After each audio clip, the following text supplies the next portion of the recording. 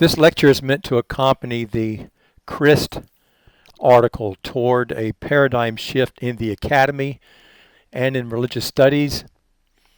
And I will once again just hit the high points. Of course, it's very important that you read the entire article. But here, as I do with the other lectures, I'll just try to hit the significant points and elaborate on a few things that you might have found a bit confusing in the reading. This androcentrism that CHRIST discusses, that's from the Greek. The andros is from the Greek for male or man. So it's sort of a male-centric point of view. And in her mind, now please note that the publication date of that article was, I'm referring back to it, 1998. And so a lot of these corrections that she's discussing have taken place subsequent to the writing of that article. But before that point in time, it is true that the academic study of religions was highly patriarchal, another term for sort of male-centered, male-dominating, male-controlled. And because of that, tended to overlook a lot of aspects of religion that today we know are significant.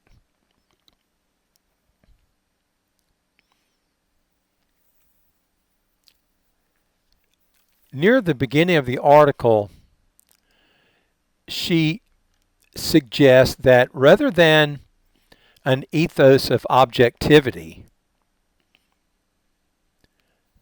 that has been used to guide the study of religions up to that point, that we switch to something she calls the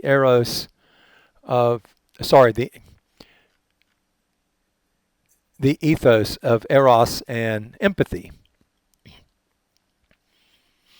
And the way she approaches this is through sort of a Freudian type analysis that she gives us. This is on page 498, the right-hand column, where she discusses the separation of the infant from its mother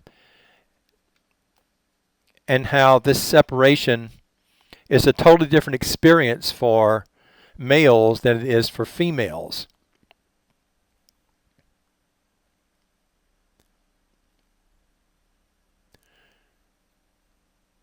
And in fact, she writes, I'm trying to find a nice passage here, for the boy baby, the experience of separation is intensified as he realizes that he is not like his mother. For females, on the other hand, the experience of separation is softened as they realize they are like their mothers. So in other words, there's a tendency among females to want to connect or stay connected to something that they already associate with. Whereas with males, there's a tendency to want to be independent from this thing they are not like or associated with. And a little bit further down, she notes the ethos of objectivity can be related to the male experience of separation and distance, while the ethos of eros and empathy that I will discuss can be related to the female experience of connection. So with the ethos of eros and empathy, there is a passion to connect. Right? There is a person is driven to understand and to see things from another person's point of view. That's where the empathy part comes in. I'm reminded here of a technique in cultural anthropology that I use myself and that I have labeled cultural immersion. It's a fieldwork technique whereby the anthropologist assimilates himself or herself as much as they possibly can in the culture, excuse me, in the culture of the people they're studying. So they live with the people they're studying with. They sleep with them, share houses. They eat with them, um, worship with them, and so forth. And the idea is to decrease the social distance between the quote-unquote foreign anthropologist and the native. And the point there is that you want to connect on a meaningful cultural level. And that's sort of what she's getting at with eros and empathy.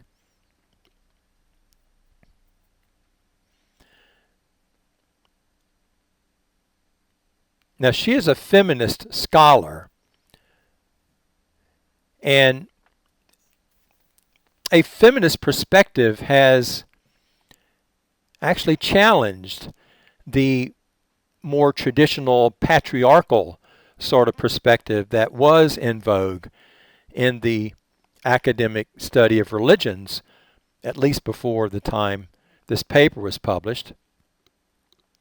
And in fact, Chris points out a number of patriarchal biases, not only in the great religions themselves, religions, for example, such as Christianity, Judaism, and Islam, but also Hinduism, but also patriarchal biases in the study of these religions. It has been noted that the religious scriptures of all the world's religions were penned by males, as best we can tell, exclusively by males. So in other words, one half of the population was totally silent. They weren't allowed to speak. It wasn't by choice.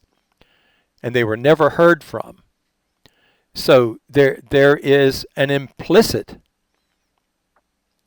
patriarchal bias already built into the great religions just by virtue of the scriptures being the reflections and thoughts and commentaries of men, not women.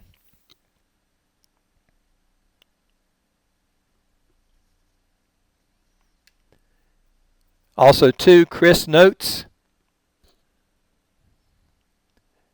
that the traditional academic study of religion often overlooked, let's say, some of the tribal and indigenous religions that were practiced around the world. Anthropologists have looked at those with the sort of formal academic study of religions in departments of religion around the country did not really emphasize the study of tribal indigenous religions. And in my mind, that just leaves a huge hole in the study of religions by ignoring them. She notes that the prehistoric goddess notion, we've talked about that before. If you recall, I mentioned that in the time period of around 30,000 BCE, give or take, 5,000 years or so, plus or minus, a number of these goddess figurines were found, and it is hypothesized, at least, on very good evidence, that there was a period when goddess worship actually dominated, especially Greater Europe, and at least the western part of Asia itself. And of course, that challenges the notion that God created things. Because when you say God created in the context of the great religions that exist today, it's just assumed that we're talking about males. And of course, the patriarchal goddess notion challenges that. Now she focuses on three particular aspects of the traditional study, academic study of religions, for which there have been corrections made due to the response to the feminist challenge. And they involve God, time, and text. We'll start with time first. In traditional academic departments of religious studies, time was pretty much thought to begin with Abraham and his son Isaac, and then Jacob, from whom the 12 tribes of Israel originated. So in other words, with the patriarchs. And Abraham, that just takes us back to about 1800 BCE. And the problem with thinking in those terms is that that's really virtually yesterday in regard to human cultural history. Homo sapiens have been around 195,000 years. And as I noted in one of my earlier lectures, have probably been practicing religion for about that period of time.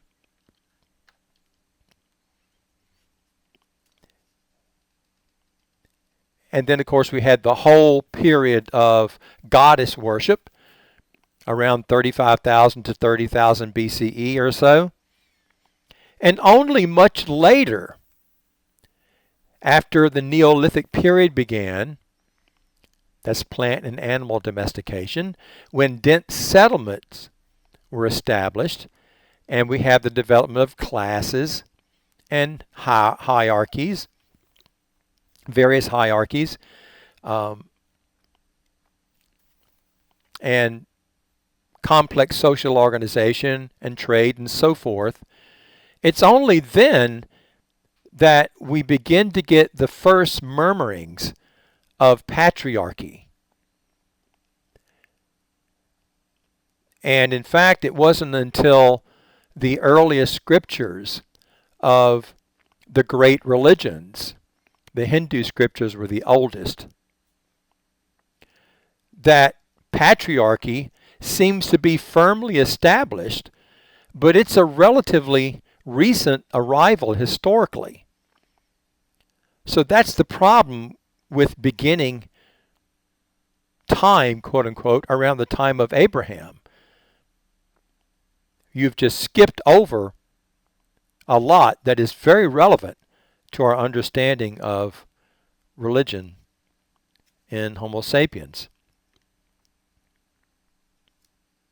And so feminist scholarship says we need to push the time back, at least to include the time of, like I said, goddess worship, if not earlier, if we can. So there's that issue of time. Then there's the text issue, where there was a logos bias or a logos orientation. In other words, a focus on the written word.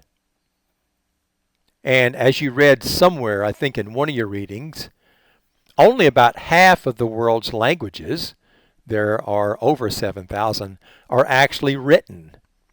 So again, that's another bias.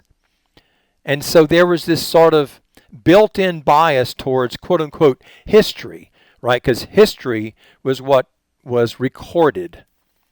Everything else was prehistory and was kind of waved off as not being as significant.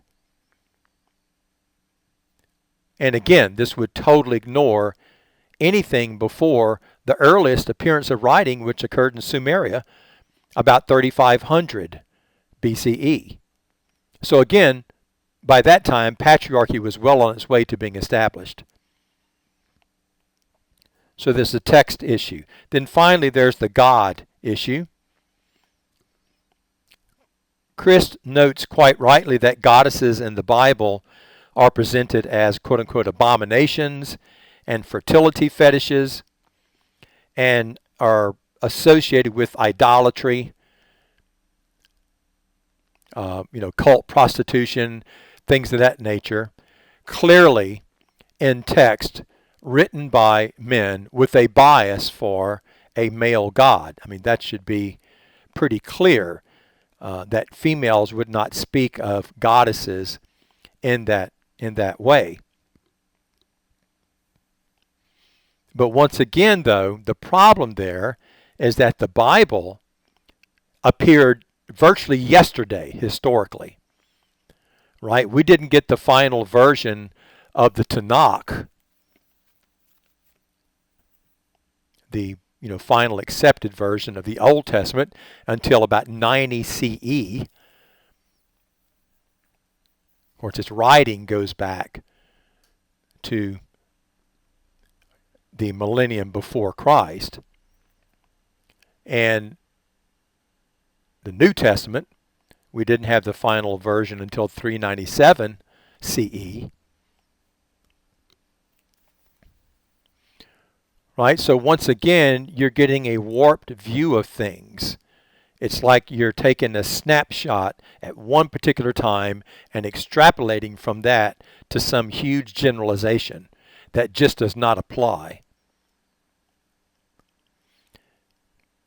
Predictably, in the creation myths, all written around that time when patriarchy was firmly established, the creation myths from Greek cultures, Egyptian culture, Hebrew culture, Babylonian culture, etc., all have male gods slaying female goddesses. You can find that right in the beginning of Genesis if you look real hard. Find the word Tehom for the deep. And if you do your homework there, you'll see that actually it's a derivative of Tiamat, which was a female goddess that was slain in the Enuma Elish, the Babylonian creation epic. And it was just simply assumed that goddesses represented chaos and destruction, and male gods had to come in and save the day. Well, as I said, predictably, exactly what you would expect a patriarchal culture to produce. Well, not only a patriarchal culture, but commentary written by men in patriarchal cultures. Again, women were not allowed to speak.